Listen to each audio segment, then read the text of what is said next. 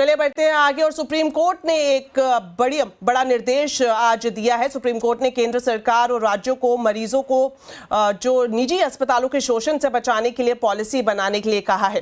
Court ने कहा है कि निजी अस्पताल मरीज को दवाइयां, इम्प्लांट और दूसरे मेडिकल इक्विपमेंट अपनी फार्मेसी से लेने के लिए मजबूर नहीं कर सकते हैं। तो इस खबर पर डिटेल्स लेते हैं असीम मनचंदा से। तो असीम बताएं, काफी अहम ये खबर है क्योंकि हम कई सारे ऐसे केसेस देखते हैं प्राइवेट हॉस्पिटल्स में मरीजों को परेशान किया जाता है इन सब चीजों को लेकर। तो अब सुप्रीम कोर्ट ने क्या कहा है?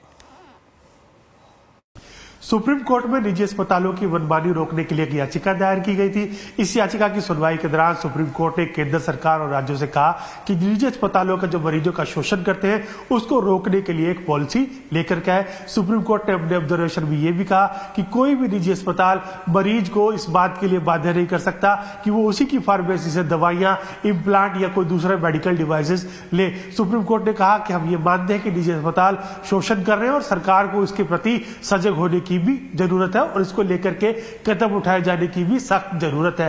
लेकिन सुप्रीम कोर्ट ने कहा कि सरकार जो कदम उठाए वो ऐसे भी खड़े ना हो कि जो लोग निजी अस्पतालों में, छोटे शहरों में निवेश कर रहे हैं उस पर किसी तरह से रोक लगे। तो अब सरकार सुप्रीम कोर्ट के इस कहने के बाद जल्दी ही सरकार इस पर किसी तरह की गाइडलाइंस लेकर के आ सकती है।